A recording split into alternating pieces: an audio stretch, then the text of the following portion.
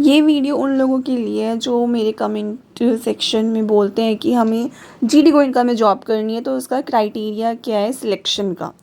तो देखो भाई, मैं अपने एक्सपीरियंस से बता रही हूँ, क्राइटेरिया वेरी सिंपल है। आप उनको रिज्यूम मेल करोगे, वो आपको कॉल करेंगे और उसके बाद आपका इंटरव्यू एंड ऑल होगा, रिटन टेस्ट होगा, फिर आपका ओरल टेस्ट होगा, फिर आपका इंटरव्यू प्रिंसिपल से लिया जाएगा, फिर चेयरमैन इन सब से लिया जाएगा, फिर कोऑर्डिनेटर से आपकी बात होगी। तो ये सारा है। अ पार्ट ऑफ दिस मैं आपको बस यही सजेस्ट करना चाहूँगी, please don't go to GD Goenka for job, because यहाँ पे बहुत ज़्यादा एक्सप्लॉइटेशन होता है टीचर्स का। मतलब मुझे स्कूल से आने के बाद भी काम करना पड़ता है स्कूल का ही। तो ऐसा होता है जैसे कहते हैं ना, टीचर्स की जॉब तो बस 2 बजे तक है। नहीं भाई, बहुत ज़्यादा काम करना पड़ता है और एक्चुअल में ये बर्डन देते हैं। मतलब मेरी मेंटल हेल्थ ख़राब होने लग गई थी इस स्कूल में जॉब कर कर के। ऊंची दुकान फीका पकवान वही वाला हिसाब है।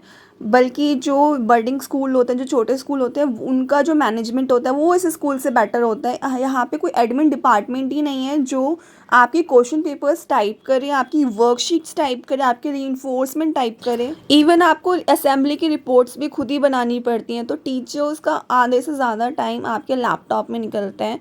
तो जब मैंने इसमें ज्वाइन किया था तो एक अपॉइंटमेंट लेटर था, उसमें लिखा था कि आप कोई बिज़नेस नहीं कर सकते हो या फिर आप कोई एक्स्ट्रा इनकम के लिए कुछ भी नहीं कर सकते हो आफ्टर स्कूल। तो उस टाइम मुझे लगता था कि यार ऐसा क्यों ही होता होगा। बट जब मैंने इस स्कूल में जॉब करी तब मुझे रियलाइज़ हुआ कि आपको अपना कुछ करने के लिए, इवन मुझे पढ़ाई करने तक के लिए टाइम नहीं मिलता है, क्योंकि स्कूल वाले इतना काम देते हैं। यार जिस स्कूल में मैंने पहले काम किया था उसमें ये होता था, आपको सिर्फ सॉफ्ट कॉपी बनानी होती थी। मतलब आपको पेपर पे लिखना होता था, फिर आपको एडमिन डिपार्टमेंट को वो क्वेश्चन पेपर या वर्कशीट्स जो भी हैं वो सेंड करनी होती थी और वो खुद टाइप किया करते थे, क्योंकि उनको फॉर्मेटिंग ज़्यादा अच्छे से पता है रेदर देन टीचर। टीचर का काम होता है यार बच्चों का कॉन्सेप्ट क्लियर करना, उनको पढ़ाना। असेंबली की रिपोर्ट्स बनाना या फिर कल्चरल फेस्ट की रिपोर्ट बनाना या कुछ भी क्वेश्चन पेपर टाइप करना, रीइंफोर्समेंट टाइप करना, ये टीचर्स का काम नहीं होता, ये एडमिन डिपार्टमेंट का काम होता है। इतना बड़ा स्कूल है जीडी गोइनका और उन्होंने एक एडमिन डिपार्टमेंट तक नहीं रखा। तो मुश्किल से एक आध दिन ऐसा मिलता था कि हाँ भाई आप बर्डन नहीं है, अदरवाइज या तो आप रीइंफोर्समेंट टाइप कर रहे होते हो, उसके बाद क्या होता है फिर दूसरा टीचर चेक करता है, फिर वो कमियां निकालते हैं, फिर आप फिर उसको ठीक करते हो। तो पूरा साल यूं ही निकल जाता है। और क्वेश्चन पेपर में आपको छोटी क्लास के भी बता रही हूँ मैं, आपको 3 क्वेश्चन पेपर बनाने होते हैं। वो कैसे? एक सेट ए बनता है, एक सेट बी बनता है हर सब्जेक्ट का, और एक सेट सी बनता है। वो उन बच्चों के लिए बनता है जो रिजॉइस वाले बच्चे होते हैं, जो बाकी बच्चों के साथ बैठ के नहीं पढ़ सकते, उनका लेवल, माइंड ऑफ लेवल उन बच्चों के इक्वल नहीं होता। और आपको क्लास में भी उन बच्चों को ऐसे ही पढ़ाना पड़ता है। लाइक अगर 30 बच्चों की स्ट्रेंथ है और अगर 2 बच्चे रिजॉइस वाले हैं, तो उनके रिजॉइस वालों का जो सिलेबस होगा वो अलग होगा। आपको उसके लिए अलग से अपना असेसमेंट बनाना पड़ेगा, और जो बाकी बच्चे उनके लिए आपको अलग से बनाना पड़ेगा। और सेम क्लास में दो दो चीज़ें पढ़ानी होती हैं। आप समझ रहे हो, बहुत डिफ़िकल्ट हो जाता है यार कि 28 बच्चों को आप एक चीज़ पढ़ा रहे हो। अगर आप 28 बच्चों पे ध्यान दे रहे हो, इतने में वो 2 बच्चे बहुत, क्योंकि वो हाइपर एक्टिव होते हैं, वो 2 बच्चे बहुत ज़्यादा शैतानी करने लग जाते हैं, फिर आप उनको चुप करवा रहे होते हैं। जब आप उन बच्चों को पे ध्यान दे रहे होते हो, फिर आपके जो 28 बच्चे हैं जो नॉर्मल है, फिर आप उनको वो शोर मचाने लग जाते हैं। और जो प्रिंसिपल है फिर उसको क्या चाहिए, शांति भी चाहिए। तो बहुत डिफ़िकल्ट है, please don't go. Mental health पे फ़र्क पड़ता है। फिर सडनली आपको ये बुलेटिन बोर्ड सजाने के लिए दे देंगे, वो भी हर महीने चेंज होते हैं। आप समझ रहे हो, वो भी आपको पैसा अपनी जेब से भरना पड़ता है। मैं खुद बता रही हूँ, ये सिर्फ 2 बोर्ड सजाने के चक्कर में ना मेरे 300 से 400 रुपये हर महीने खर्च होते हैं। और आपको वहाँ पे टीचर वाली फीलिंग भी नहीं आएगी। क्यों? क्योंकि चलो मारना तो गवर्नमेंट ने बैन कर रखा है। इवन आप वहाँ पे डांट भी नहीं सकते हो बच्चे की गलती पे, और आप अपनी वॉइस भी रेज नहीं कर सकते हो। आपको अगर कोई बात करें तो बहुत पोलाइटली हाँ जी बेटा, ओके बेटा, ऐसे करके आपको बात करनी पड़ती है। मतलब ऐसा नैनी वाला फील आता है, वहाँ पे टीचर वाला फील ही नहीं आता। और हर छोटी छोटी बात पे जो पेरेंट्स हैं वो कैसे हैं, अजीब से वो मेल कर देते हैं। अगर किसी बच्चे का काम इनकम्प्लीट है ना, और आपने ऐसे बोल दिया आपने काम क्यों नहीं किया था, इसी बात पे वो पेरेंट्स मेल कर देते हैं कि टीचर ने हमारे बच्चे के साथ ना ऊंची आवाज़ में बात करी। अब समझ रहे हो, अमीर लोगों के ना अजीब ही चोचले होते हैं। और मेरे को तो सच बताऊं, मुझे अपनी इमेज का इतना डर लगता था, कोई केस ना कर दे, कोई कुछ ना कर दे। बहुत ही ज़्यादा, मतलब मैं इतनी मेंटली डिस्टर्ब रहती हूँ। और इसीलिए मैं तो आपको सजेस्ट करूँगी प्लीज़ डोंट गो, आपके पास ओवर बर्डन होगा। एंड मोस्ट इंपॉर्टेंट, छुट्टी लेना बिल्कुल भी अलाउड नहीं है। हम 1 महीने में तो छुट्टी ले ही नहीं सकते हो, 45 डेज़ में आप छुट्टी ले सकते हो, वो भी एक अगर आपको इमरजेंसी है, और उसके लिए भी आपको पूरा मेडिकल, अगर बीमार हो तो मेडिकल लाना पड़ेगा, कोई एग्ज़ाम है तो आपको एडमिट कार्ड सबमिट करवाना पड़ेगा। और अगर आपका संडे है उस दिन भी आपको कुछ ना कुछ काम दे देते हैं। इवन जो दिवाली ब्रेक होता है उसमें भी आपको काम दे दिया जाता है, पता है, मतलब लोग दिवाली पे घूमने जाते हैं, रिलेटिव्स के जाते हैं, बट आपको वहाँ पे काम दे देते हैं। और जो हमारी विंटर वेकेशंस होती है ना, उसमें भी आपको टीचर्स को हॉलीडे होमवर्क मिल चुका होता है कि आपको ये काम करना है। अगर कोई टीचर प्लान कर दिया घूमने का, भाई नहीं कर सकते हो आप, क्योंकि आपको काम करना है वहाँ पे जाके। तो बहुत हैटिक है। और इवन जो छोटी क्लास के बच्चे होते हैं ना, 2nd क्लास तक के बच्चे, आपको पता है टीचर से ऐसे आर्ग्यू करते हैं जैसे कि वो टीचर को टीचर समझ ही नहीं रहे, और वो एक्चुअल में टीचर को टीचर नहीं समझते हैं। उनको लगता है कि वो हमारे केयर टेकर है, हम उनसे कैसे भी लैंग्वेज में बात कर सकते हैं, बट जो टीचर है वो हमसे किसी भी लैंग्वेज में बात नहीं कर सकते, किसी भी टोन में बात नहीं कर सकती हैं। और वो छोटी छोटी बातें ना, मतलब इतना बड़ा इशू क्रिएट कर देते हैं।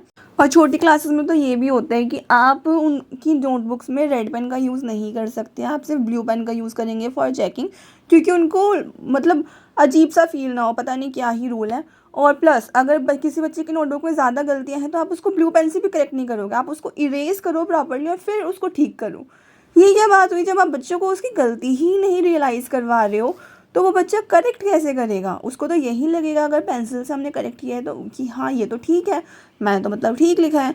और इसके बाद भी ना आपको कोई अप्रिसिएशन नहीं मिलता, पेरेंट्स भी टीचर को कुछ नहीं समझते हैं। एक पीटीएम थी, जब मैंने न्यूली ज्वाइन किया था तब तो मैं न्यू थी, तो एक पेरेंट ने खुद ये कहा था, मतलब मैंने खुद सुना है कि टीचर्स हु आर दे, मतलब आपके बच्चों को जो पढ़ा रहे हैं आप उसी की रिस्पेक्ट नहीं कर रहे हो। और अगर टीचर्स आपके लिए कुछ मैटर ही नहीं करते हैं, आपको रिस्पेक्ट ही नहीं दे रहे हो, तो भैया आप उस स्कूल में भेज ही क्यों रहे हो।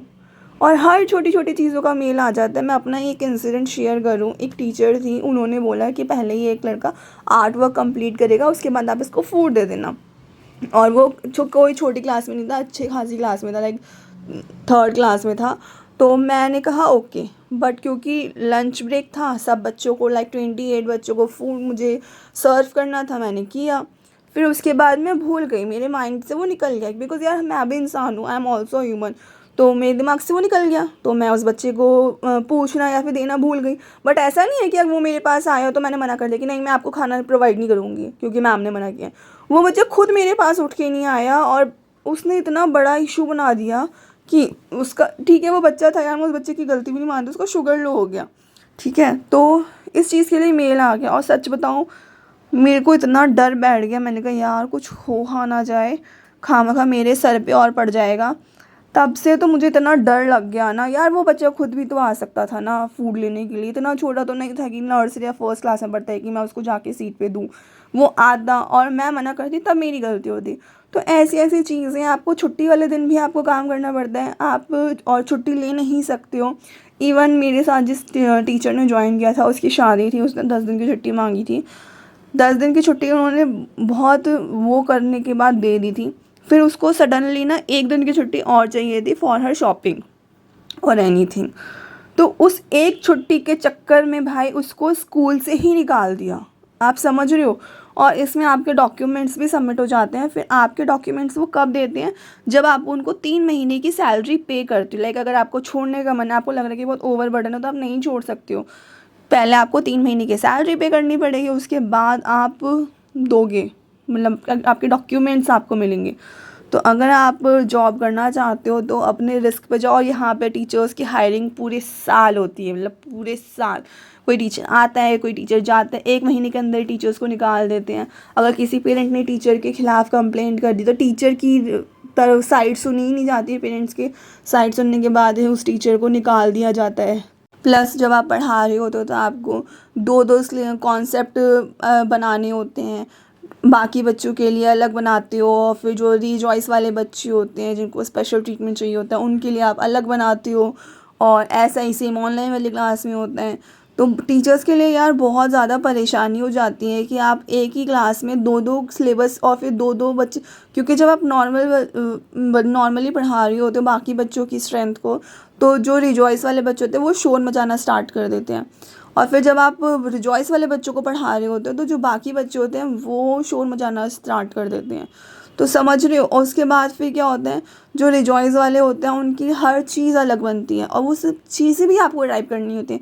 अगर उनका क्वेश्चन पेपर बन रहा है तो बाकी बच्चों के लिए तो सेट ए और सेट बी बनेंगे ही बनेंगे, फिर रिजॉइस वाले बच्चों के लिए अलग बनेगी। सेम वर्कशीट होता है, बाकी बच्चों के लिए वर्कशीट अलग बनती है, रिजॉइस वाले बच्चों के लिए वर्कशीट अलग बनती है। तो वो काम भी आपको ही करना पड़ता है। रिजॉइस वाले टीचर होते हैं बट उनको वर्कशीट बनाने के लिए नहीं देते हैं, वो भी सब्जेक्ट टीचर को ही बनानी पड़ती है।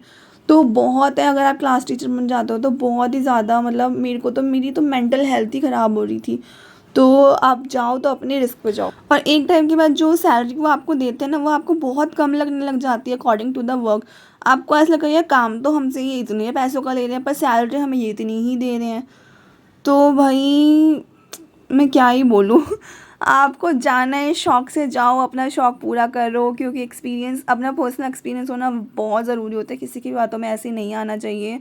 तो अगर आपको जाना है तो इतना कोई टफ नहीं होता, आप कर लोगे।